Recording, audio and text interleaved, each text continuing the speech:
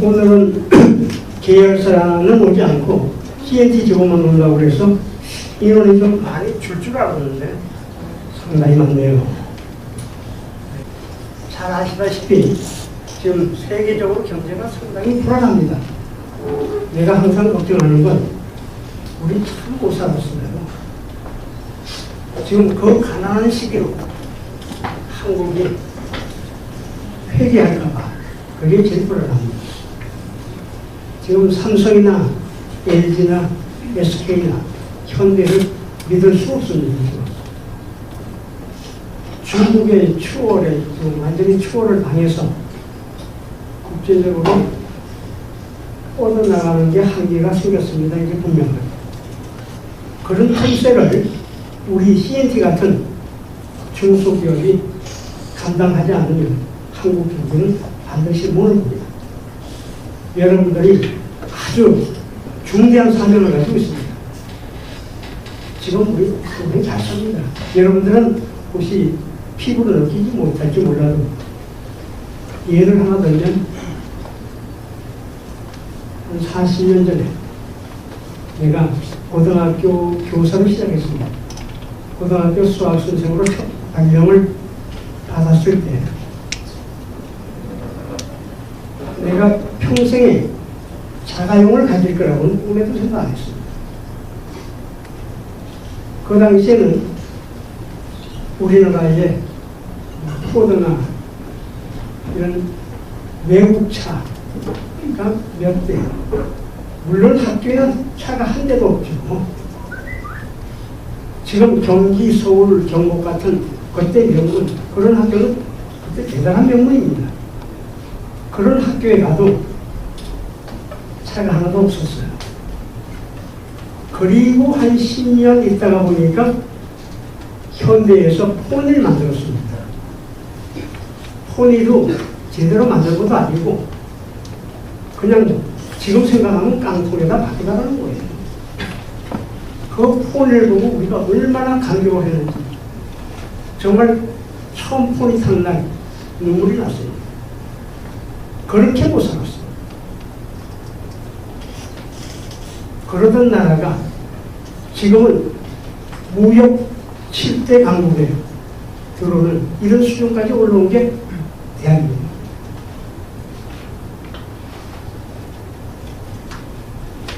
지금 뭐 허리들 뭐 먹을 거 없으면 라면 먹죠. 뭐 이런 얘기를 하죠. 라면은 그 당시에 처음 나왔을 때는 굉장히 좋은 식품입니다. 먹을 수 없는 식품이에요. 그러니까 우리 라면이 굉장히 몸에 좋은 줄 알았습니다. 그 당시에 또 라면이 몸에 좋았습니다. 왜냐하면 열량이 부족하니까 먹을 게 없었어. 그러니까 열량이 많은 식품이 그때는 좋은 식품이에요. 지금하고 정반대죠. 지금은 열량이 낮을수록 좋은 식품인데 우리 때는 열량이 높을수록 좋은 식품입니다. 그런 대한민국이 지금 이렇게 잘 살게 됐습니다. 의식주는 물론이고 모든 문화 콘텐츠 같은 건 지금 말할 수 없죠. 그런 이 풍요롭고 편안한 이 세상을 거꾸로 옛날로 회귀한다고 생각만 해도 끔찍합니다. 여러분들 아직까지 젊어서 우리 가난한 것들을 모르지만 정말 가난했어요. 우리 집만 가난한 게 아니라 대한민국 전체가 가난했습니다. 농사를 지을 수 없는 게 왜 못 짓겠어요? 논밭에 북한이 쫙 깔려 있으니까 잘못 농사 짓다가 터지면 다 죽어요. 어디에 폭탄이 있는지 모르니까 못 짓는 거죠. 그러니까 미국에서 오는 강냉가루, 밀껍질 그런 걸로 생계를 유지했습니다. 그러던 나라가 지금 이렇게 잘 살게 되는데 이걸 지켜야죠. 이 지키는 게 누가 지켰냐? 바로 여러분. 아까도 얘기했죠. 대기업을 믿을 수 없게 됐습니다. 지금. 그렇다면 우리 같은 중소기업이 국가 경제를 책임져야 됩니다. 이건 내가 여러분한테 오늘 갑자기 지금 오면서 생각이 나서 얘기를 해요. 우리 CNT를 위해서 일하는 게 아니라 대한민국을 위해서 이제 일할 때가 됐다는 거죠. 그래서 대형 기업이 못하는 경제 이익을 우리 CNT와 같은 중소기업이 담당하고 해외 진출도 해야 됩니다. 그래서 내가 처음에는 편안하게 가자고 사장한테 해외 진출을 말리고 막았습니다. 그런데 이제 대한민국이 우리 CNT가 감당하지 않으면 대한민국은 옛날로 회귀할 수밖에 없습니다. 그러니까 여러분들이 큰 사명감을 가지고 정말로 분골쇄신 일하지 않으면 안 된다는 그런 책임감을 가지고 일해야 됩니다. 왜냐하면 여러분 자신과 CNT를 위해서가 아니라 대한민국을 위해서 사랑하는 내 조국 아닙니까? 우리 사랑하는 내 조국을 우리가 지켜야죠. 예, 잘 부탁합니다. 감사합니다.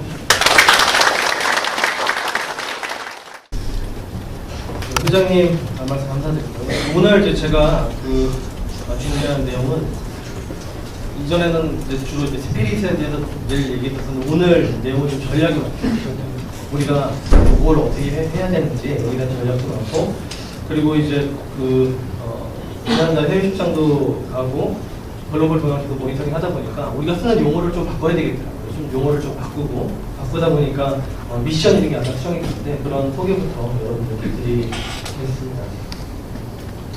그러니까 우리 회사가 추구하는 이제 핵심 가치, 지금 이제 밸류라고 얘기했죠. 밸류, 핵심 가치를 보자면은 원래 우리 핵심 가치는 저 기도문을 얘기했었죠. 기도문을 얘기했는데 굉장히 이제 길어서 기도문을 이제 근간으로 해서 두 가지 문장으로 정리를 했어요. 저희 문장이 새로운 가치를 창조하는 정의로움, 새로운 가치를 창조하는 정의로움. 이걸 두 번째가 세상에 선한 영향력을 발휘하는 기술을 창조하는 기업. 이 두 가지 키워드를 정했는데 이 두 가지를 정의하는데 큰 역할을 한 게 저 이름입니다. 여러분들 우리 CNT테크가 뭐의 이니셜이냐, 이 사업을 지을 때 CNT 이니셜을 바꾸죠. 그래서 만든 게 컬러 앤 테크놀로지. 근데 테크놀로지 또 들어가. 테크놀로지. 그러니까 실제 회사 이니셜에 대해서는 늘 자신 없이 어디다가 이게 내세우질 못하고 굉장히 오랜 기간을 보냈죠. 우리 업대로 정해서 나가면서. 그러다가 그래서 저희가 한 10년 넘게 저걸 고민하고 그걸 어떻게 해야 돼? 그래서 이거 좀 바꿀 수도 없고. 그러다가 꿈에서 꿈꾸다가 T가 트랜잭션이면 되겠다는 생각이 들어요. 우리 트랜잭션이 여러분들 무슨 의미인지 아시죠? 트랜잭션이 뭔가 거래가 이렇게 발생하게 되면은 그 트랜잭션이 생긴다고. 그 전산 용어로는 데이터베이스에서 뭔가 행이 하나 추가되면서 트랜잭션이 생겼다는 거예요. 그러니까 트랜잭션이 만들어졌다는 거는 주문이 들어갔다는 거죠. 그러니까 트랜잭션은 사실은 우리는 주문이라고 볼 수 있고, 트랜잭션. 그리고 그 주문 말고도 우리 데이터베이스에 로그가 하나하나씩 늘어나면은 여러 가지 가치들이 생겨요. 여러 가지 가치들. 그래서 이 트랜잭션, 그리고 그러면 N은 뉴잖아요. 뉴 트랜잭션. 새로운 트랜잭션, 새로운 주문을. 그럼 C는 뭐가 돼야 되지? 동사가 되는데 뭐가 돼야 될까 생각하다가 역시 꿈에서 크리에이팅 뉴 트랜잭션을 꿈꾸다가 생각했어요. 진짜 이런 얘기하면 잘 안 믿으시더라고요. 근데 진짜 꿈에서 생각을 해서 일어나자마자 메모를 바로 했습니다. 크리에이팅 뉴 트랜잭션 테크놀로지. 그래서 본부장들 그룹들이 공유하고, 그리고 이제 트랜잭션이 다소 어려우니까 이 트랜잭션에 대해서 한글화에 대한 이제 투표를 했죠. 그래서 여러 가지 내용이 나왔었는데 결국은 가치로 이제 정리한 겁니다. 근데 이제 사실 저기 보면은 크리에이팅 뉴 트랜잭션 테크놀로지, 새로운 거래를 창조하는 기업, 새로운 가치를 창조하는 기업 다 되죠. 근데 이제 여러 가지 키워드가 뭐 가치, 융합, 미래 시장, 신문화 이런 것들이 나오는데, 그래서 이거를 융합시켜서 정리를 했어요. 저건 이제 다 그 본부장들이 의견을 낸 것들을 취합한 건데, CNTT, 그러니까 CNT테크는 새로운 가치, 그리고 융합을 통해 창출되는 미래 시장, 그 신문화를 창조하는 기술을 창조합니다. 그래서 우리 이름이 되게 명쾌하게 들어갔어요. 누가 물어보더라도 자신있게 얘기할 수 있죠. Creating New Transition. 원래 없었던 가치를, 원래 없었던 무언가를 창조해내는 기술이다. 생각을 해보니 이름이 핸드킵이었었는데 굉장히 좋은 이름이라는 거를 꿈꾸다 깨달았어요. 6월 달에 중국 출장 갔다 오면서 홍콩부터 들렸는데, 홍콩은 이제 중국 진출하는 데 있어서 이제 아무래도 나라가 크니까 투자를 혼자 하게 되면 좀 리스크해서 우리 중국 시장에 관심 있는 어떤 대중국 투자자들과 일단 미팅을 하느라고 했었는데요. 그 미팅을 하면서 우리 업에 대해서 이제 얘기를 나누다 보니까 그들이 이렇게 표현하더라고요. 이거 푸드텍 기업이다, 푸드텍 기업. 실제 우리나라도 하도 광고를 많이 한다고 배달 음식이나 요구나 실제 뭔가 먹는 거와 IT가 결합한 산업이 전 세계적으로 붐업입니다. 그래서 무언가 먹는 서비스에다가 IT를 융합한 그런 분야를 통틀어가지고 푸드텍 분야라고 이제 전 세계적으로 얘기하고 있어요. 우리가 정확하게 푸드텍이잖아요. 그리고 푸드텍만 이렇게 한 놈으로 오래 판 회사가 10년 넘게 판 회사는 성공 사람들 말고는 힌트밖에 없는 건데 누가 이 푸드텍 분야를 10년 전에 정의를 해가지고 이 분야만 몰입을 한 기업이 어디 그 경험에 대한 가치가 굉장히 커 보인다 이런 좋은 평가를 받았는데 그래서 우리가 좀 바꿨어요. 그거 외우신 분들 좀 있으시잖아요. 미안하게 하지만 좀 바뀌었어요. 전 세계 푸드테크 시장에서 최신 기술과 실익 운영을 기반으로 한 서비스 플랫폼 사업을 통해서 클라이언트의 매출 향상과 브랜드 가치를 높이는 부가치 창출하고 그리고 당시에 푸드테크 시장을 선도하여 일조 생활의 편의성을 높이고 사회적으로는 건전한 고용 창출 및 의료를 돕겠어요. 그 외식 및 공식품 어쩌면 벤처기업 육성 이름이 이상했잖아요. 그래서 다 이것도 요즘에 세련되게 O2 오프라인 또 온라인 오프라인에 뭔가 문제를 온라인으로 해결하는 O2 그냥 벤처기업 육성 이번에 되게 세련되졌죠. 그래서 일단 회사에 참여를 이렇게 바꿨고요. 그리고 비전도 여러분들한테 늘 이제 제시했는데 이번이 비전 3기의 마지막. 그래서 이제 비전 1기는 살아남자를 살아남았고 비전 2기도 원래 외식 서비스 플랫폼 시작 통합이라고 했었잖아요. 다 푸드테크 바꿨어요. 그래서 비전 2기도 우리가 사실은 이뤄냈죠. 실제 그때 2011년도 넘어가면서 시장 점유율 90% 넘어내라고 이제 우리가 외부적으로 대외도 제내외도 그리고 2012년 들어서면서 우리가 이제 제시한 게 저 세 개 하자. 제일 중요한 키워드가 표준화 3개와 핵심 영향 강화. 물론 이 표준화는 좀 부족해요. 우리가 표준화를 위해서 내세운 게 CMS 이런 것들 만들어야 된다. 근데 아직도 이제 개발 중이긴 하죠. 근데 방향성을 정확하게 잡았고 두 번째가 세계화. 세계화 때문에 올해 제가 중국을 지금 계속 이 약물고 7월에도 가거든요. 계속 가는 이유가 일단 세계화에 대해서 실제 실현하기 위해서 저기 이제 중국 진출에 올해 시작이 됩니다. 중국 서비스가 올해 오픈이 되거든요. 그럼 일단은 저도 일단 이뤄낸 거고 그 다음 비전에 있어서 이제 우리가 어디 비중을 두면은 남은 6개월 동안 연구를 할 거고 그리고 핵심 역량 강화는 지금 우리가 가지고 있는 것들을 굉장히 많은 핵심 역량들을 정의한 다음에 강화했었었는데 가령 데이터 마이닝 쪽에 어떤 집중을 한다든지 그리고 디자인 쪽에 대해서 그 모바일이나 인터넷 주문이 늘어나니까 기획 또 관련된 기술에 대한 역량 등을 계속 집중적으로 해서 핵심 역량을 이전보다 훨씬 더 강화했죠. 여러분들 핵심 역량 강화의 결과를 보시면은 부서가 되게 세분화됐어요. 세분화된 부서마다 전문가 집단이 많아졌죠. 그리고 우리의 산출물들이 되게 좋아졌어요. 우리도 모르는 부지불 시간이 좋아졌죠. 이런 것들이 사실은 그냥 우연히 좋아진 게 아니라 저 비전이 있었기 때문에 저 비전에 우리 4년 동안의 해결이 뭐냐면 표준화해야 되고 세계화해야 되고 핵심 역량을 강화해야 돼요. 그래서 부서들을 실질적으로 전문화시켜서 나누고 거기에 대해서 전문가를 계속 양성을 해가지고 강화하고 여러분 혹시 그 표지 위에 있었던 파란 글씨 기억나요? 파란 글씨. 제 페이스북에다가도 올려놨어요. 오늘의 발표 주제는 이것이다라고 올려놨는데 혹시 기억하시는 분? 제가 오늘 상품을 CGV 티켓 2장 세트 5개, 그 다음에 BHC 치킨에다가 로스코코까지 많이 준비를 마치시면은 드리겠습니다. 제가 저기 맨 위에 푸른 글씨가 뭐였었죠? 계획을 세울 수 있는 일이면 불가능한 일이라고. 맞아요. 계획을 세울 수 있는 일이면 불가능한 일은 아니다. 원래 로스코코. 왜냐면 앞에 좀 빼먹었어. 아무도 가보지 않은 길이라 하더라도 근데 실제 모르는 일이죠. 실제 어느 누구도 거기서 시장 개척도 한 적도 없고 기술 개발도 해본 적도 없고 모르는 미지의 세계인데 계획을 세울 수 있다면 불가능한 일은 아니다. 사실 그게 원칙이죠. 왜냐면 우리도 이 역을 계속 그 시장을 정의하고 시장을 개척하고 해나가면서도 많은 사람들이 되게 비관적이었어요. 실제 그것도 되겠어 그게. 그냥 뭐 남의 전화 받아주고 남의 뭐 이 주문 대신 받아주고 몇백 원씩 받아가 회사 운영 되는 거 맞죠? 그런 되게 비관적인 시선을 가지고 2003년에 시작을 했어요. 근데 일단은 우리가 시장을 그래도 크게 정의해냈고 푸드테크 쪽에 플랫폼이라는 시장을 크게 정의해서 이뤄냈죠 한국에서. 근데 이게 한국에서나 가능한 일 아니야. 이게 글로벌하게 되겠어? 이런 의문이 되게 많죠. 그래서 실제 중국에 진출하는 것 자체가 되게 추상적인 일이었었는데, 근데 제가 이번 중국 출장을 갔다 와서 느낀 건, 이거 계획적으로 하면 되겠다.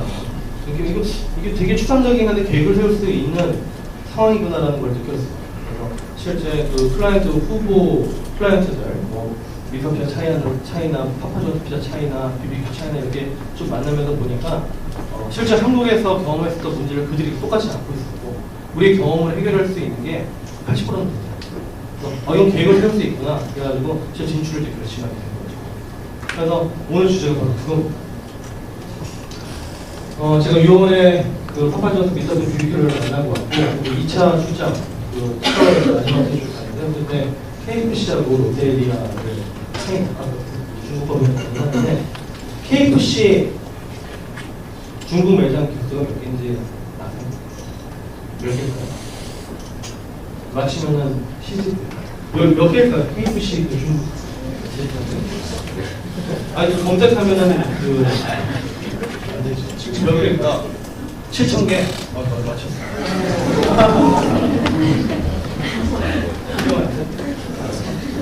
7,000개.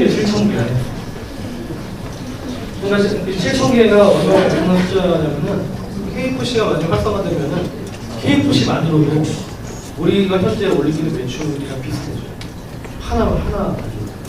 그러니까 어마어마하게 큰 시장이에요. 그래서 이런 큰 글로벌 브랜드들이 중국에 자리 잡은 데들 위주로 해가지고 우리 사업 특성상 우리는 B2B 사업이기 때문에 B2C는 계속 광고하고 막 투자하고 막 해야 되잖아요. 근데 우리는 실제 기술을 기반으로 해가지고 그들의 문제를 해결해주는 형태로 제안을 하면서 자기 개발을 하게 되면은 매출이 계단식으로 올라가는 굉장히 큰 장점이 있는 사업이거든요. 일단 글로벌 브랜드를 개척하는 데 굉장히 집중을 합니다. 그리고 이제 지난주 금요일에 BBQ 일단 상해 법인 같은 경우는 서비스를 하겠다라고 이제 연락이 왔어요. 중국 서비스가 일단 BBQ 차이나로 시작이 되고, 그리고 그저께 밤에는 미스터 피자 북경 법인에 일단 시범 서비스를 2개 매장 하겠다라고 연락이 왔어요. 그래서 실제 올해 중국 서비스가 열리는 거는 기정사실 같아요. 근데 이제 좀 큰 데랑 해야 되겠죠. 충분히 이제 트레이닝을 해가지고 큰 KFC 차이나 피자 차이나 이런 클라이언트를 잡아야 되죠. 그러면은 궁금하잖아요. 어떻게 할 거냐, 중국에서. 말도 안 통하는데 어떻게 되게 궁금하시죠? 어떻게 할지 알고 있는 사람. 제가 얘기할 거예요. 일단 인터넷 주문, 모바일 주문 같은 경우는 언어만 다르지 거의 비슷합니다. 거의 그냥 쓸 수 있어요.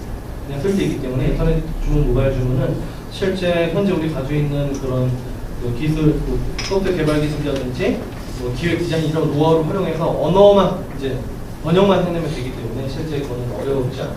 그리고 콜센터가 원래는 이제 중국 현지에다 콜센터를 만들려고 그랬어요. 최적의 장소를 하얼빈 아시죠? 하얼빈. 역사적이잖아요. 거기 안중근 의사가 이토 히로부미 거의 하얼빈 맞죠? 이토 히로부미 저격한 데죠. 역사적 거기서 시작을 하려고 했었는데 되게 어렵더라고요. 왜냐면은 우리 회사의 서비스를 보게 되면은 다 파트타이머 상담사들이 주력 상담사잖아요. 실제 우리 대부분 시스테크 정직원으로 관리를 하고 파트타이머로 운영하는 서비스인데 중국은 노동법이 파트타이머 고용이 안 돼요. 그리고 또 무슨 문제가 있냐면은 우리나라 대학생들은 좀 놀잖아요. 놀고 알바도 하고. 근데 중국은 실제 대학생들한테 교육 지원 예산이 되게 많아요. 그래가지고 나라에서 돈을 못 해줘가지고 공부를 하는데 지 잘 먹고 살려고 알바, 이런 알바란 용어도 없어요. 이런 거 하면은 거의 매국노예요. 그러니까 이게 뭐 우리 지금 상담사들의 많은 수가 대학생이잖아요. 이게 불가능. 그러니까 실제 거기 정직원들을 뽑아놓고 이제 앉아서 다 전화를 받는데, 그래서 실제 우리가 평균적으로 수수료율이 한 35% 돼요. 서비스를 하고 받는 평균적인 35%인데 중국은 지금 막 15에서 18% 사이에요. 왜냐면 이게 그 원가가 워낙 높아요. 그럼 우리가 해도 뭐 큰 차이가 없다는 거죠. 아무리 그 정직원을 입사하고 서양 자체가 되게 만만지어가지고 뭐 괜히 쓸데없는 그 실제 퍼스널 차이나 그 콜센터 담당 직원하고 잠깐 얘기를 했더니 그 주문하면서 그렇게 서로 쓸데없는 얘기 그렇게 많이 하는 거예요. 저기 먹을 때 조심해. 뭐 이상한 얘기들 해가지고 콜센터 무지 길어지고 굉장히 좀 이상하다고요. 우리가 그래서 이걸 어떻게 이제 이게 불가능하겠다라고 사실은 생각을 좀 많이 했어요. 중국 출장 마지막. 근데 되게 간절히 방법이 없으니까 그걸 간절히 생각하다 보니까 우리나라에 중국 유학생 되게 많죠. 제가 이제 중앙대 동국대 이제 강의하러 가다 보면 실제 한 클래스에 한 거의 10%가 중국 유학생. 그래서 이제 질의를 해봤더니 서울인 학생은 평균 한 7, 800명 중국 유학생. 지방인 학교는 한 400명, 3, 400명.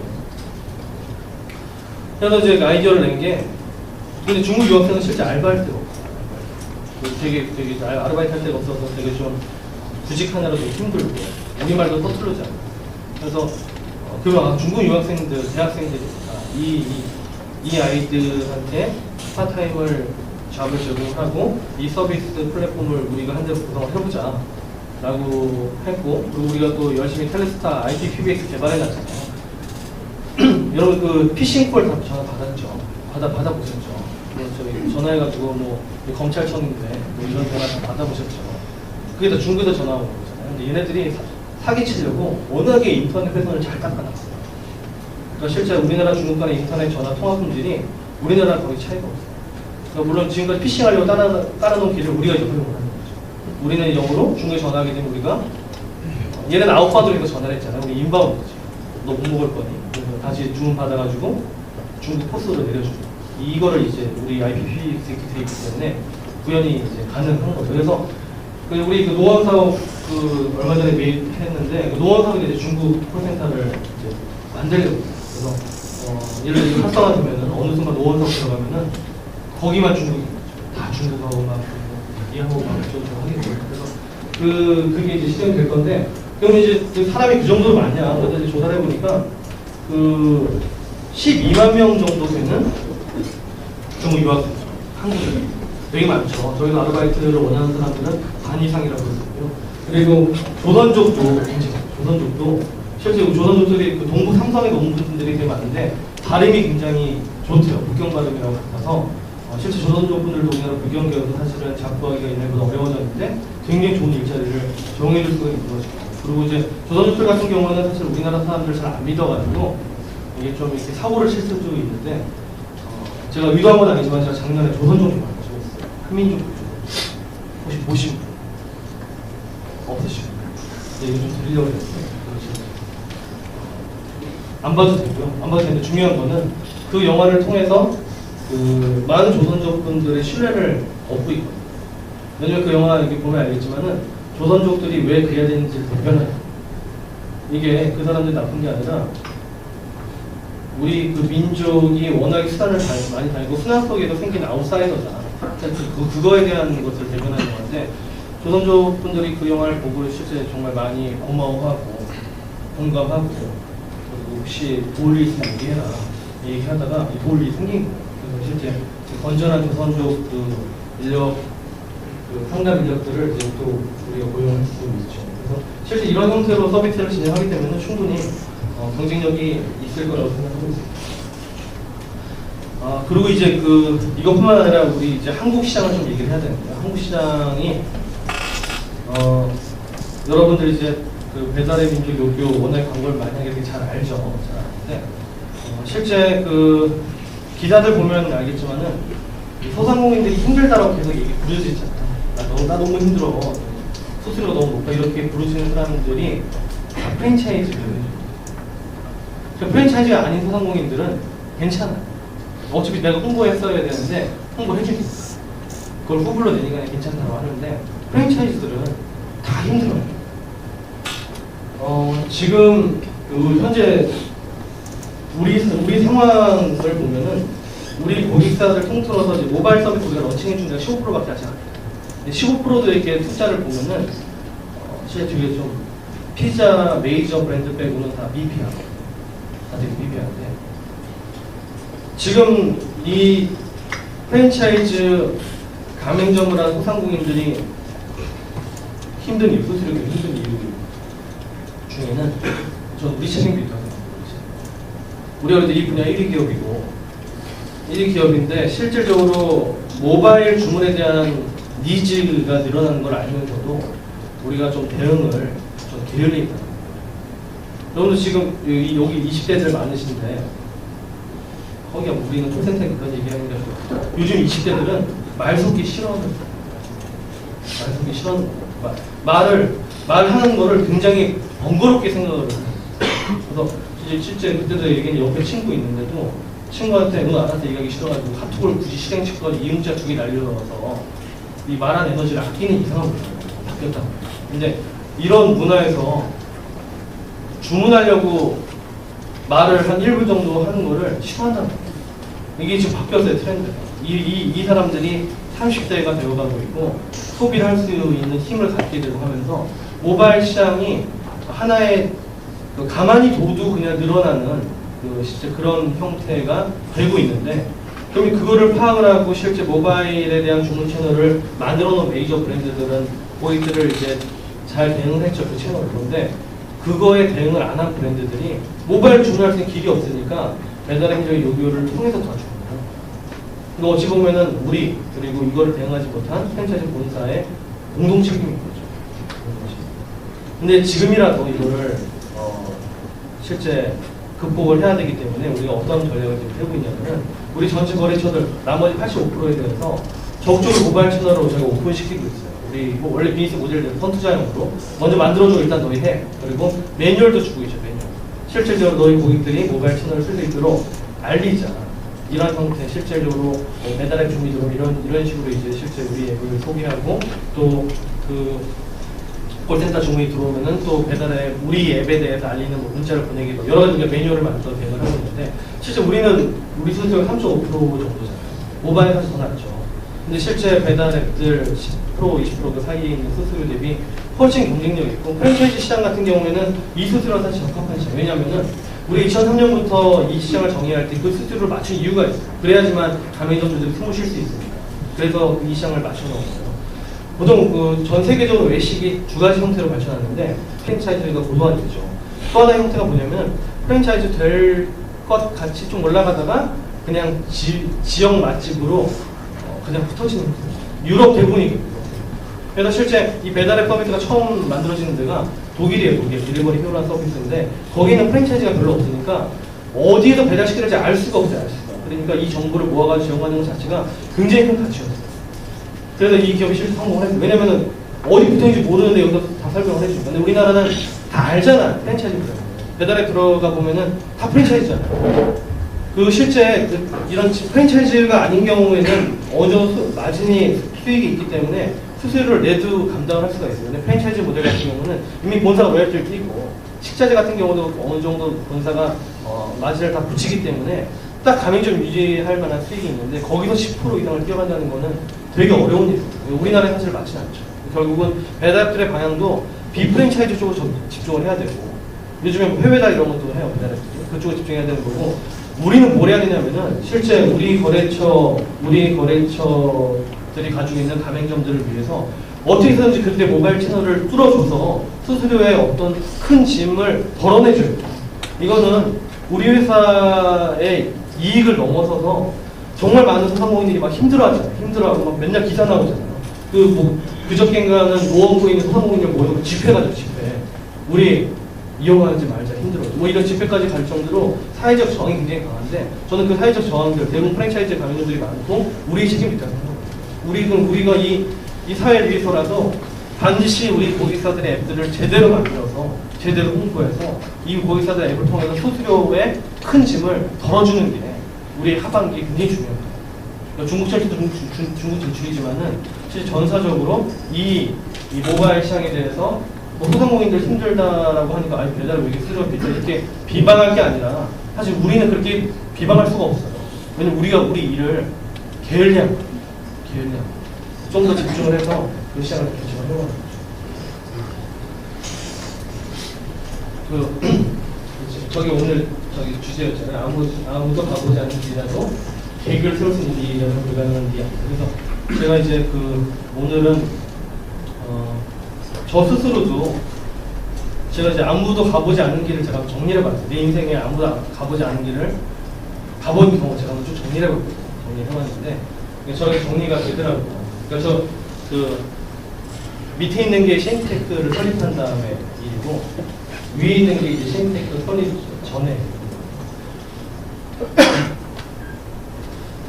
지금 여러분들의 중국 진출도 있고 또 모바일 쪽에 대해서 현재 지금 시장이 이렇게 막 광고가 엄청나게 하고 이렇게 시장이 되어 있는 걸 우리가 다시 뒤집을 수 있다라고 얘기를 드렸었는데 이거 뭐 어려운 일이죠. 어려운 일인데 실제 정말 계획을 세우면 다 가능하다라는 것들을 나름 힘을 실게 이제 제가 그동안 한 경험을 전해봤거든요. 저는 이제 대학을 6학기 졸업했고 실제 공대 특히 이제 컴퓨터학과 같은 경우는 커리큘럼이 생각보다 되게 빡빡해요. 여기 물어보면 현서나 하나하나한테 물어보면 빡빡하지 커리큘럼. 근데 6학기 졸업하는 게 사실 되게 힘들어요. 근데 이제 저는 왜 졸업을 빨리 하려고 그랬냐면은 좀 원래 꿈이 기업가였거든요. 빨리 창업을 해야 되겠다. 좀 시간을 아껴야 돼가지고. 근데 이제 정말 교지에서 이 귀퉁이에 조그맣게 글이 하나 써 있는 거야. 96년부터 6학기 조기 졸업이 시행된다. 교육부가 밝혔다. 딱 두 줄 써 있었어. 귀퉁이. 아무도 안 봤죠. 근데 진짜요? 그래가지고 학교에 전화해 물어봤어. 그렇죠. 이거 진짜냐고 그랬더니 그래? 그런 기사가 났어? 그때 찾아보더라고. 아무도 이게 누가 발표를 어느 사무관이 한 거지 아무도 관심이 없었어. 실제 뭐 국회 통과까지 되긴 했지만. 근데 이거 도전을 좀 해봐야 되겠다. 그래가지고 근데 이제 그래서 결국 그분이 조사해줘서 알려줬는데 일단은 결국은 24점씩 들어야 돼요. 그럼 24점씩 듣는 거는 되게 만만치 않죠. 고등학교랑 똑같아요. 고등학교랑 이제 삶이 똑같아지는 건데 24점씩 듣는데 그것도 눈치 보는 거예요. 1학년, 2학년만 보죠. 2학년, 3학년만 보죠. 선배들이 너 뭐야? 왜 들어왔어? 뭐 이런 것도. 근데 24점을 신청하려면은 전학기가 A0 이상이어야지 또 신청을 할 수 있어요. 그래서 되게 고된 길이었어요. 포기할까 그러다가 아니 일단은 나 스스로 이걸 좀 도전을 해보자 그래가지고 한 5학기를 막 실현을 했어요. 20학기 들어가지고 그래서 결국 3학년 1학기 때 121학점까지 들었어요. 그래서 이제 졸업을 할 수 있죠. 그래서 학교에 이제 다시 갔어요. 2년 반 전에 면담했었던 분 찾아가서 갔더니 진짜 했네 그랬어요. 진짜 했네. 그래가지고 다시 위에다 질의하고 저기 뭐 교육부는 질의하고 그래가지고 가능하다. 그래가지고 실제 승인에 대해서 이제 허가증을 받았어요. 그 다음에 이제 5학기 만에 했으니까 그 다음 단계 사업을 하기 위해서는 당시 보면은 실제 카이스트 출신의 벤처기업들이 워낙에 많아서 거기가 등용문 같은 게 있어요. 그래서 카이스트를 지원을 해봐야 되겠다. 그래서 5학기 만에 그걸 승인을 가지고 지원을 했죠. 그다음부터는 합격하고 카이스트 합격하고 6학기 조기 졸업하고 졸업은 아무도 안 해본 건데 혼자 계획을 세우고 그 계획에 대해서 어느 누구도 될 것 같아. 이런 얘기 한 명도 안 했어요. 되겠어. 괜히 힘 빼지 마. 그리고 괜히 욕도 많이 먹었죠. 너 왜 자꾸 위에 와서 들어. 근데 지금도 당시 교무처의 분이 현재 실장으로 계시는데 이후로도 한 명도 없어요. 왜냐면 이게 실제 제 돈이 있는데 홍보를 안 하고 비현실적인 제도를 묻혀있는데 그때 제가 99년 2월에 저 졸업하고 나서 그 이유는 없다. 근데 결국은 그때 저한테는 그냥 1년 일찍 졸업한 거 이상으로 어떤 자신감이 생겼냐면은 아무도 가보지 않는 길이 있지만 이 계획을 하면 이게 되는 거구나. 그 자신감은 20대 초반에 없었어요.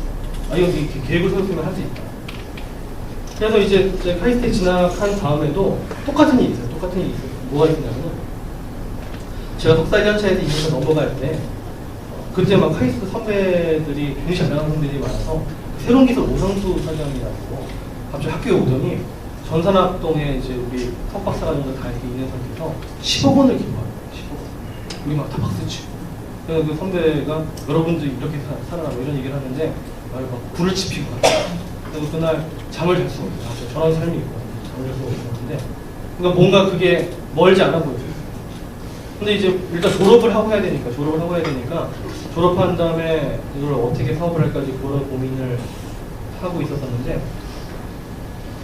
그것도 이제 그 기숙사 앞에 안 공지사항 이런 게 크진 않게 붙였는데 거기 공문 같은 데 뭐라고 써 있었냐면은 카이스트 재학생들 원래 창업이 불가능했거든요. 국비장학생들 창업이 안 돼요. 그런데 국비장학생들도 창업을 허용한다는 조례가 붙어요. 되게 어렵게 써 있었어요. 어떻게 창업하라는 얘기도 없고 창업하는 조례가 붙었어요. 그래서 그것도 아무도 안 해봐도 되겠어. 교수님이 허락하겠어. 너 그러다가 석사비도 못 따. 너 쫓겨나가서 별별 얘기 다 하는데 그걸 또 신청을 했어요. 신청을 했더니 진짜 허가가 됐어요. 그래서 제가 카이스트 학내벤처 1호인 게 그 제일 먼저 신청했어요. 제가 신청해서 허가를 받은 다음에 줄 서기 시작했어요. 왜냐면 그게 왜 어려웠냐면은 지도 교수님이 있는 상태에서 연구실 생활을 하는데 나 사업하겠다라고 뭔가 이렇게 쓰는 행위 자체가 그건 되게 사실 배신이었어요. 배신. 공부 안 하겠다는 거예요. 근데 그거를 신청을 하고 역시 또 그냥 아무도 안 해본 거를 제일 먼저 신청을 하고 그러니까 그게 점점 저한테는 자신감이 쌓여가요. 그러니까 이 계획을 세울 수 있으면 되는구나. 그 다음에 저한테 그래서 2000년 3월에 대표이사가 됐는데 2000년 5월에 또 무슨 일이 있었냐면 이게 회사 직접 만들어서 그때 이제 저는 음성인식 가지고 창업을 했는데 석사 2년차가 가진 기술이 별 볼 일이 없잖아. 별 당시에 우리 경쟁사가 뭐 LG전자 스피노프한 회사, 삼성전자 스피노프한 회사 되게 쟁쟁한 회사들. 그러니까 실제 그 사람들이 가지고 있는 기술은 뭐냐면은 음소 기반의 음성인식. 그게 뭐냐면은 이제 예를 들어서 제가 처음 만든 게 증권회사 인식하는 ARS입니다. 그때 뭐 가산방적 이렇게 증권 인식이 있는데 코드 6자리를 입력하는 게 되게 번거로워서 음성인식으로 하자. 이게 실제 프로젝트가 나왔고 경쟁사들 같은 경우는 그때 이제 일주일 후에 성능평가에서 이걸 들어가겠다라고 이제 공고가 나왔어요. 근데 경쟁사들은 텍스트로 2000단어 쭉 쳐서 입력하면은 그냥 그 단어 셋이 구성되는 음성인식이 만들어지는 건데 우리는 나는 기술이 되게 부족하니까 2000단어를 남녀노소 한 400명을 일일이 다 녹음을 해가지고 통단어 트레이닝을 했었어요. 그러니까 내가 주는 기술은 풀단어 트레이닝, 단어를 녹음해서 하는 되게 정말 원시적인 기술이고 그분들의 기술은 음소단어, 그냥 텍스트 기반의 바로 단어 셋을 구성할 수 있는 당시 최고의 기술이에요. 근데 제가 그러니까 제가 4명이 창업했었는데 나머지 친구들이 야 이거 안 돼, 이거 되겠어. 괜히 카이스트 학내벤처 1호에서 학교 만드는 시키지 말고 하지 말자.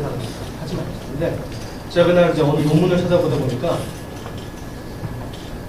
이 풀단어 모델이 되게 기술력은 떨어지지만 이 단어 자체로 이렇게 그러니까 음소 사이의 왜곡 때문에 단어 자체로 모델링을 하는 게 노가다에서 만들긴 힘들지만은 인식률은 더 좋을 수도 있어. 이런 자료를 하나 발견했어요. 그러니까 실제 좀 무식하지만 성능은 좋을 수도 있다. 어떻게 만드니까. 그러니까 그거 하나 믿고 해보자. 이거 있어. 해보자라고 해서 역시 이것도 아무도 안 해본 거죠. 근데 이게 굉장히 어려운 일이었었는데 그게 만드는 게 음성인식기를 만들려면 코퍼스라는 게 있어요. 녹음 파일들이 2000단어에 대해서 남녀노소 400명이 각각 2000단어를 다 녹음한 그게 있어야 학습을 시킬 수 있어요. 그러니까 일주일 동안에 그걸 모아야 되는 거예요. 그래서 이제 그 모으는 과정부터 어떻게 모을 거야 포기해라는 얘기를 계속 했지만은 실제 모으기 시작했어요. 어떻게 모았냐면은 그때 저는 그때 알바를 그때부터 되게 많이 녹음했어요. 카이스트 학생들을 녹음 알바로 시간당 그때 꽤 많이 줬죠. 한 2만 원 해가지고 실제 2000단어를 쭉 읽으면 한 2시간 반 걸려요. 그거를 쭉 읽게 하는 알바. 2시간만짜리 웨이브 파일을 만드는 알바를 시켰어요. 전화 녹음 시스템을 구성해가지고.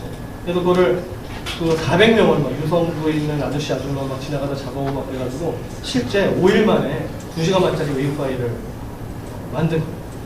400명이 돼서 400명. 그런데 이거를 이제 트레이닝 시켜야 되니까 한 편에선 2시간만짜리 웨이브 파일이 만들어지면은 한 편에선 그거를 자르는 점. 그 2시간만짜리 웨이브 파일을 혹시 2,000개로 잘라본 적 있어요? 그거 다 자르면 정리 좀 이상했죠. 한 편에서 또 그거 아니에요. 그래서 그렇게 해가지고 실제 2,000단어 포커스를 만들어가지고 주말 내내 트레이닝을 시켰어요. 주말 내내 트레이닝을 시켰는데 실제 이제 한 단어 트레이닝을 시키는데 시간이 서버로 그때 한 2시간 걸려요. 2시간. 그러니까 내가 포커스를 다 구축을 한 게 녹음을 완료한 게 금요일이었고 월요일 테스트하는데 토요일 학습을 시켰는데 한 단어 끝나는데 2시간에서 2,000단어면 몇 시간이 걸려요? 2 곱하기 2,000은 4,000시간 걸려요. 안 되는 거잖아요. 4,000시간을 어떻게 2일 동안 극복을 해요. 그러니까 이것도 이거 안 되는 거라고 했잖아. 그때 그 2천만 원으로 창업을 했었는데 그때 이미 돈을 한 1,600만 원 쓴 상태였었어요. 녹음하고 하면서. 근데 이제 그때도 아이디어를 낸 게 뭐였냐면 야 이게 왜 서버에서만 트레이닝 시켜야 돼? PC에서 한번 해보자. PC에서 트레이닝 했더니 한 4시간 걸렸어요. 4시간. 그래가지고 그때 어떻게 했냐면은 카이스트에 R라는 게시판이 있어요. R라는 게시판에다가 우리가 월요일에 학교 이름을 걸고 삼성, LG 이런 엄청난 기업들이랑 붙는다. 너희들 PC 빌려주면은 우리 이길 수 있다. 감동적으로 그렇게 썼어요. 그랬더니 PC를 500개. 그래가지고 실제 트레이닝하는 듯한 소프트웨어를 다 뿌려가지고 500개 PC에서 다 트레이닝한 것들을 애들이 다 보내줬어요. 공짜로. 이게 다. 그래가지고 실제 그 일주일 만에 그 정말 노가다의 정말 진정적 노가다의 산물이 나온 거죠. 그래가지고 그걸로 그 대기업들이랑 붙었는데 1등은 못했어요. 2등 했거든요. 그거 자체가 굉장히 기적이었어요. 근데 그게 제 사업의 시작이었어요. 사실은 그 2천만 원 가지고 회사를 만들었다 해서 기업가되는 건 아니잖아요. 근데 실제 그 테스트를 마치고 회사 자본금이 10억이 됐어요. 그게 사업의 시작이었죠. 근데 이것도 그거 있죠. 저거 단어 모델로 음성 모델을 상대하는 것 자체는 시간적인 문제를 극복하지 않으면 불가능해요. 근데 엄청난 알바를 고용하고 PC를 빌리고 이런 계획을, 말도 안 되는 계획을 세우면은 극복할 수 있다라는 실제 하나 또 교훈을 얻었죠. SL2 이벤트 2000년에 어떤 일이 있었냐면은 월드컵이었죠. 월드컵이었었는데 그때 월드컵 때 올림픽보다 외국인들이 훨씬 많이 들어왔어요. 근데 우리는 영어를 잘하는 애 많지가 않아요. 그래서 통역이 어떻게 같은데요. 그래가지고 그때 그 전 문화부 장관이었던 이어영 선생님이 자원봉사자를 모았어요. 자원봉사자를 실제 수만 명 통역. 근데 이제 그러면 통역을 하려면 그 자원봉사자랑 매칭해야 돼요. 근데 이 사람 어느 나라 사람인지 모르는데 너 스페인 사람이구나. 저기 연결해줄게. 이거 자체를 해결 안 했다니 무작정으로. 이거 어떻게 할 거냐. 그래가지고 그때 이제 이영 선생님이 우리나라의 음성식 최고 전문가를 데려왔다. 근데 내가 내가 일단 갔어요. 이걸 해결해야 되는데 그래서 이걸 어떻게 해결? 결국은 이것도 계획을 역시 세웠어요. 음성식과 똑같이 여러 나라 말에 대한 코퍼스를 따로 구축해가지고 다 트레이닝 시켜가지고 실제 모시모시 일본 사람이고 공주 프랑스 사람이고 이걸 만들어놨어요. 내가 실제 2000년에 그러니까 아무도 안 가보니 다들 안 될 거 불가능하다는 얘기를 하더라도 뭔가 계획을 세울 수 있으면은 실현할 수 있다는 경험을 충분히 하고 시행테크를 하시면 돼요. 시행테크도 SL2에 비해서 훨씬 많은 문제예요. SL2 같은 경우 소프트웨어 개발 기업이기 때문에 문제들이 다 과학적이었어요. 과학적으로 직접 해결할 수 있어요. 근데 이거는 과학적인 문제만 있는 게 아니잖아요. 별의별 오해들이 많죠. 시행테크도 보면은 처음에 시작부터 문제였어요. 시작부터. 우리는 그 프랜차이즈 모델이기 때문에 옛날에 이제 이 프랜차이즈의 주문권자 호수를 받는 이런 모델 같은 경우는 시도해본 데는 없었어요. 그 전에 전체 지금이 피자헛이 하고 있는데 피자헛 같은 경우는 서스라는 주문 수신 전용 단말기였어요. 근데 그 미터피자 같은 경우는 이거를 따로 단말기를 주문 전송용으로 만드는 것 자체가 되게 어려운 거예요. 포스도 나왔어요. 중고나라. 결국은 포스로 내려요. 포스로. 그럼 포스로 내리면 그때 다 불가능하다. 왜냐면은 매장 한장 계산하고 있는데 뭐가 주문이 쑥 들어와. 되게 이상하지 않아요? 매장에서 손님 감사합니다. 54,000원에 계산하고 있는데 갑자기 주문이 쑥 들어와. 이건 뭐야? 너희 장난쳤어? 뭐 오류 났잖아. 근데 주문이 들어가고 처음에 이런 것들 설정시키면 굉장히 어려워요. 근데 결국 포스로 주문을 내리는 형태에 대해서도 계획적으로 사실 그 솔루션을 만들어낸 거죠. 사실 보편화된 우리가 지금 생각하시거든요. 2006년에 한참 고생을 할 때 회사 어마어마한 적자, 그때 뭐 BC 8국 정도 됐었을 때도 그때 많은 사람들이 안 된다고 했어요. 빨리 폐업하고 리카파하고 실제 그런 얘기를 되게 많이 했어요. 근데 그때도 그냥 그 안 된다고 하는 거는 가보지 않는 길이잖아요. 근데 역시 문제를 정의하고 해결할 수 있겠다라는 늘 그런 확신이 있어요. 그때 똑같이 여기 같이 경험해본 사람도 있겠지만은 그때 주문전화 들어오는 걸 구분하고 주문전화 구분해서 주문전화 타이머들한테 집중시키고 주문전화 정직원들이 받고 그리고 이제 그 주문 전화 같은 경우에도 주문 건장 소스리오를 도입을 해가지고 실제 주문 건장 소스리오를 막 전광판부터 시작해가지고 그때 여러분들 저랑 같이 동호회분 분들은 아시죠? 전화성을 이겨라 프로모션 한 2년을 했어요. 터져냈어요. 제가 그때 2년 동안 받은 주문 건수가 22,000개. 그중에 잘못 내린 게 한 10%. 근데 잘못 내린다 하더라도 그걸 할 수밖에 없어. 생산성. 날 이겨서 나 더 많이 받아봤다. 그래서 실제 우리 그때 보면은 말도 안 되게 많이 받아봤어요. 한 시간에 뭐 50개 받는 사람들. 그래서 사실 그걸로 그때도 흑자 전환을 성공을 했죠. 그리고 또 우리가 어떤 논의가 있었냐면은 이 콜센터를 범용화시켜야 되는데 주문 하나하나 이제 브랜드 해서 하는 것보다 뭔가 범용적으로 누구나 도입할 수 있는 콜센터를 만들어보자. 누구나 도입할 수 있는 제품을 만들어. 그게 그 숙제가 됐어요. 누구나 그냥 만약 호전화 서비스라는 걸 정의하고 그냥 호전화 하나 시켜주면 350원 한번 해볼 수 있어. 그건 원래 말이 안 되는 거예요. 왜냐면은 한 달 내내 들어오는 전화가 10,000통도 안 됐는데 350원 받아본 분들 10,000통이 뭐야? 3,000통도 안 된 데들이 많아요. 그러면 한 달에 100만 원도 안 받고 어떻게 콜센터를 해줘요? 불가능해요. 지금도 우리 거래처 중에 한 달에 100만 원도 안 되는 데들이 있어요. 한 달에 100만 원도 안 됐는데 실제 하루 12시간 365일 우리가 콜 서비스를 해주잖아요. 이게 불가능한 모델이에요. 불가능한. 처음에 거짓말하다 그랬어요. 너 그냥 한 달에 네가 50만 원만 내더라도 콜센터 서비스 똑같아. 콜 양이 문제. 근데 그거를 실질적으로 만들어낸 게 이거를 우리가 보편화시켰잖아요. 시장에 보편화시킨 기술이 콜 블렌딩 기술. 여러분들 그 제2본부 가면은 한 상담사가 막 50개, 60개 받아요. 정신없이. 콜 블렌딩 기술이죠. 콜 블렌딩도 처음에 불가능하다. 말이 되냐 어떻게? 어떻게 그 계속 한 사람이 화면 바뀌는 걸 어떻게 적응을 봤냐? 되게 잘 받고 있었어. 역시 콜 블렌딩 적용할 때 저도 받아봤어요. 물론 저도 처음에 받은 거 헷갈리더라고요. 네 감사합니다. 장충동 치킨입니다. 막 그런 거 실제 그래요. 헷갈려. 하지만 사람이니까 듣고 역시 이것도 우리가 만드는 모바일 서비스라든지 그다음 실제 이게 플랫폼이다 해서 이 시장이 전파를 해서 이 외식 종론 중개 시장 플랫폼이라고 우리가 개념을 만들어냈고 또 실제 우리 같은 회사가 스타트업을 투자하고 스타트업을 육성한다는 것도 네가 뭐 그런 거래라는 되게 그런 시각이 되게 많았었어요. 근데 실제 우리 스타트업들을 도와주고 투자하는 분야에서도 탑10 안에 들 정도로 굉장히 큰 신뢰를 얻고 있어요. 이런 것들이 다 불가능한 것들을 계획적으로 이루는 거예요. 그래서 앞으로 우리 계획이 뭐냐면은 이것도 역시 불가능하다 했어요. 그 로봇 상담. 콜 밀리면 로봇 상담사랑 통화하실래요? 네, 그러면 로봇이 나타나요. 실제 이 시도를 저희 2001년 했었어요. 2001년. 엉성이식으로 상담. 근데 그때는 이제 불가능했었는데 지금은 딥러닝이라는 기술, 딥뉴럴넷이라는 그 혁신적인 그 데이터 마이닝 기술 알고리즘이 나와서 가능하게 됐어요.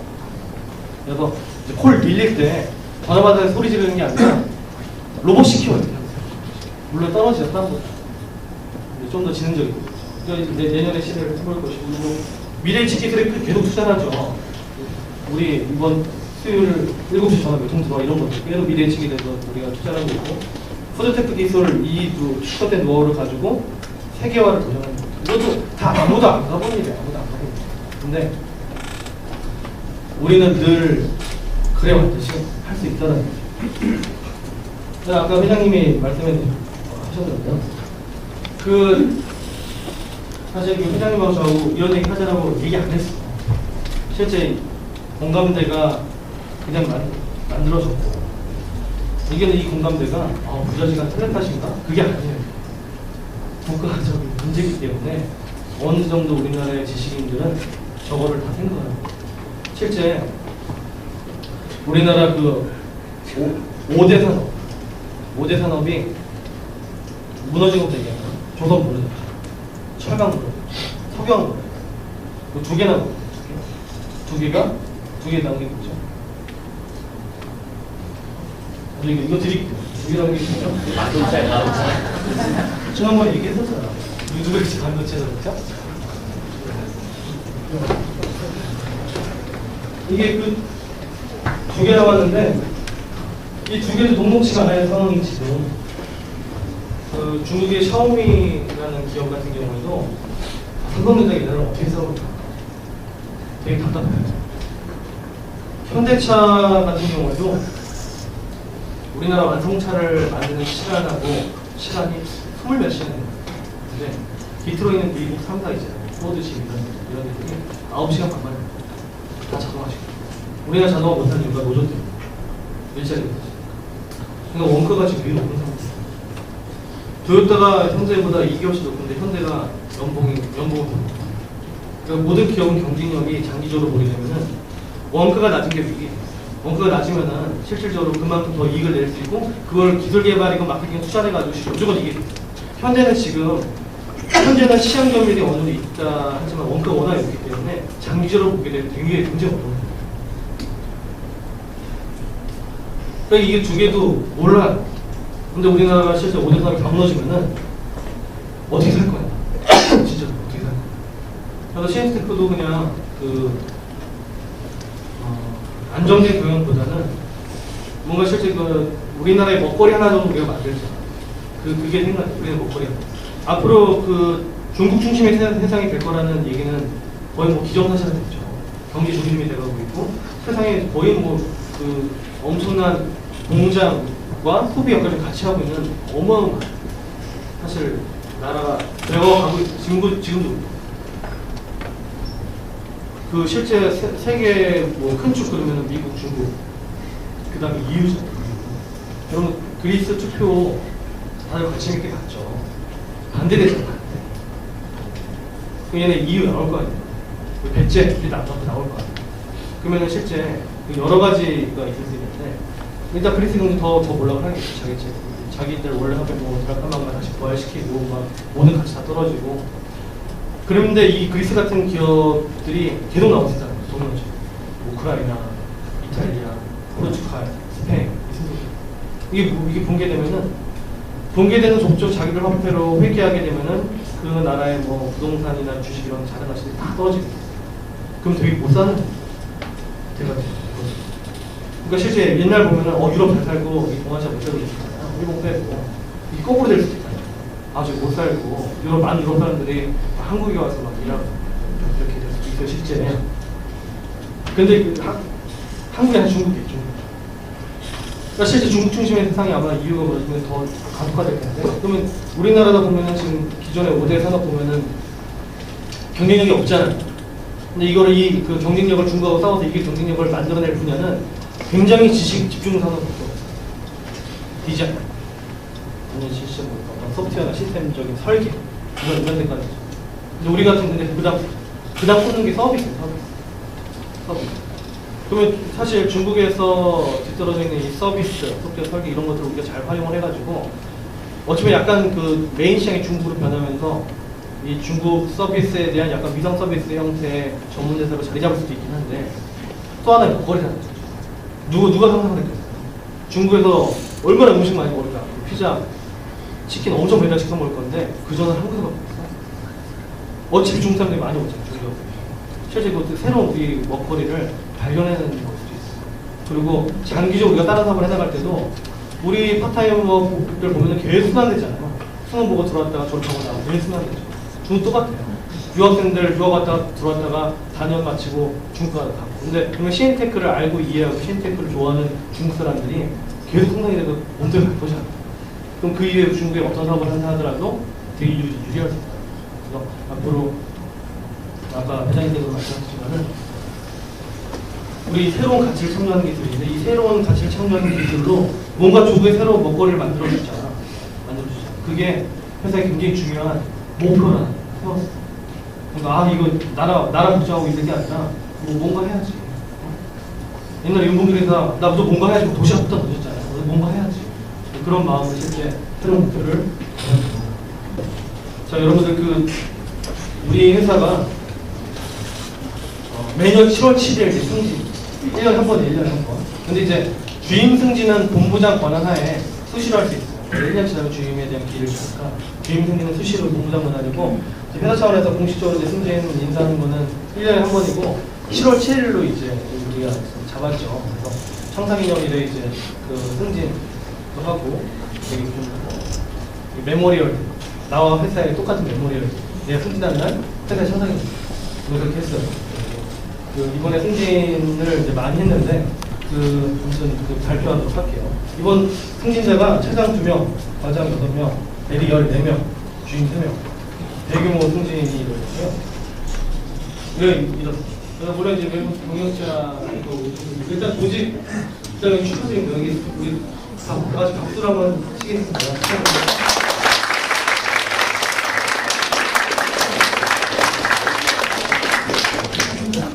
지금 실제 회사 조직을 이제 장기적으로 글로벌 비즈니스나 국내 모바일 강화에 맞게 지금 세팅이 됐어요. 전문화된 부서가 세팅이 됐고, 우리 개운전 본부, 그다음에 우리 개발 관련 인프라 솔루션 본부, 여기 개발 2개 본부가 있죠. 그다음에 기획 본부 사실은 이제 분리를 작년에 해내서 지금 많이 전문화된 기획만 한 기획 본부가 있어요. 그다음에 영업 본부도 지금 2개 본부로 나눠서 영업 1본부, 2본부가 되죠. 그리고 시스템 운영 본부. 그다음에 디자인 역량도 강하게 디자인을 따로 분리시켜서 집중적으로 다시 구성하는 디자인 본부가 따로 있고, 그다음에 우리 이제 더 이상 콜센터라는 용어는 처음부터 안 쓰기로 했죠. 뭐 큰일 나는 건 아니지만 우리 스스로 우리 가치 높이기 위해서 주문중개 센터라고 생각을 해서 주문중개 1본부, 주문중개 2본부, 그다음에 우리 그 1본부에서 그 6센터를 운영하던 이제 박정희 차장이 우리 노원 사업으로 갔어요. 노원 사업 위치가 분리되어 있으니까 동의권을 줘서 주문중개 3본부 이렇게 만들었고, 그리고 이윤홍 본부, 엑스프레스 본부 이렇게 이제 회사 본부가 갖춰진 상태에서 그 승진자를 물론 그 우리 회사 구조를 알겠지만은 그 본부장들 대부분이 차부장급인 거 아시죠? 우리 회사는 특성상 실제 신입 특사원으로 입사해서 쭉 성장하는 사람들이 회사의 어떤 수장을 맡는다는 어떤 기본에 이제 또 이걸 일단 기본을 하고 있고, 실제 또 유능한 외부 경영직 인사도 이제 지금 영입을 하고 있어요. 그래서 타이틀을 달았다는 거는 굉장히 묵직한 거예요. 대외적으로 활동할 때도 신입텍이 차장 그러면은 신입텍은 되게 높은 사람이잖아요. 다 그렇게 인식을 해요. 실제 차장 소프트웨어 이상이 다 본부장이에요. 우리 영업본부 이 두 차장들은 본부장은 아니지만은 회사의 사실 대표성을 가지고 굉장히 중요한 위치에 있는 사람들이죠. 다시 한번 이 승진 발령에 대해서 이렇게 좀 더 큰 책임감을 느끼셨으면 좋겠고요. 그 다음에 과장도 실제 우리 회사 과장들 같은 경우는 센터장, 팀장, 회사의 척추 역할을 하는 중간 관리자. 실제 지금 우리 현재 많은 과장들이 배출이 되는데 현재 우리 회사를 끌고 가고 있는 핵심 척추 역할은 과장들이라고 볼 수 있죠. 되게 중요합니다. 실질적으로 우리 회사의 전 직원들하고 소통하는 하나의 진짜 중심, 허브 역할을 하는 게 과장들입니다. 역시 리더십이라든지 어떤 직무 영역 이런 것들을 꾸준히 전진을 해야 되는데, 그 여러분들 부장 차장 묶어서 얘기하죠. 부장이 없는 경우 이제 차장이 대시하는데 그래서 차장이죠. 부장 차장이죠.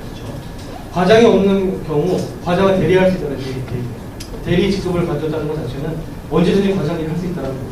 그래서 역시 현대 촉수가 지금 회사가 나름대로 지금 되게 고무적이고 지금부터 이제 우리 회사가 제일 크고 발전을 할 수 있는 시기가 됐다라고 얘기할 수 있는 거는 우리가 원래 중간층이 되게 두텁지가 않았어요. 우리 완전 피라미드 구조. 신입들이 많아. 사원 주임이 제일 많아요. 대리부터 점점 없어지고. 옛날에는 과장 찾기도 힘들었어요. 신입 때는 도대체 과장이 어디 있는 거야 도대체. 우리 회사 과장 3명이 어디 있어. 차부장은 아예 없었어. 근데 지금 차장 부장급들 실제 10명이 넘었고, 그 다음에 과장층이 수십 명 붙어졌고, 그러니까 제일 일하기 좋은 회사의 이상적인 그림이 그려졌죠.